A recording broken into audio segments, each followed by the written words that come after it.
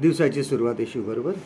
आम्ही लहान असताना अमेरिकन मिशनचं काम ह्या ठिकाणी खूप चालू होतं आणि त्या ठिकाणी त्यांनी शाळा बांधल्या होत्या, मुलामुलींचं हॉस्टेल सुरू होतं, सुवार्ता प्रसाराचं काम खूप जोरामध्ये सुरू होतं आणि दर शुक्रवारी त्या ठिकाणी आम्हाला बायबल स्टडी असायची आणि प्रत्येक जण त्या बायबल स्टडीमध्ये उपस्थित राहायचा. शिक्षक बायबलविषयीचं शिक्षण त्यावेळेस त्या ठिकाणी देत असत.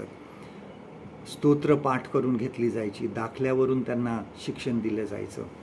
आणि आज ही मुलं जी आहेत या ठिकाणून शिकून गेलेली, कोणी पाळक झाले, कोणी बिशप झाले, कोणी डॉक्टर झालं, कोणी सरकारी मोठ्या हुद्द्यावर गेलेले आहेत, कोणी त्यापर्यंत जाऊन रिटायरसुद्धा झालेले आहेत. आणि अशा वेळेस ज्या वेळेस ही मुलं त्यांच्या शिक्षकांना भेटत असत आणि सांगत असत की आम्ही आता कोण झालो आहोत, त्यावेळेस सर्वात जास्त आनंद त्या शिक्षकांना होत असे. किंवा कोणी पत्रांनी आपली ख्यालखुशाली शिक्षकांना कळवित असे, त्यावेळेस त्यांना जास्त आनंद होत असे शिक्षकांना की आपल्या आध्यात्मिक शिक्षणामुळे इतर किती मुलं ह्या उच्च पदावर गेलेली आहेत.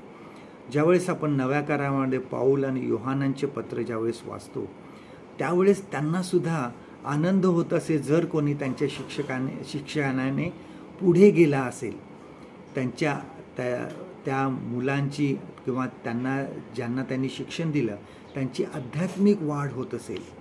आणि अशा वेळेस त्यांनासुद्धा आनंद होत होता आणि त्यांनी हे आपल्या पत्रामध्ये नमूद करून ठेवलेलं आहे. बघा, प्रत्येक वेळेस ते पत्र लिहित असताना ते आपला आनंद व्यक्त करीत असत.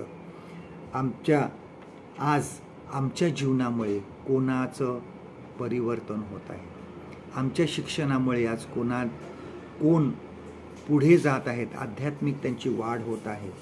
आज माझ्या शिक्षणाने कोणाचं जीवन बदलणार आहे, माझी साक्ष आज कोणाला मदत करणार आहे, आज मी कोणती नवी पिढी घडवणार आहे.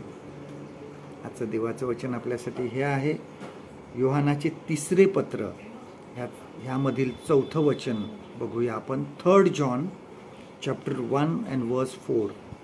माझी मुले सत्यात चालतात हे ऐकून मला आनंद होतो, तितका दुसरा कशानेही होत नाही. परमेश्वर करू आजचा दिवस तुमचा आशीर्वादित करू.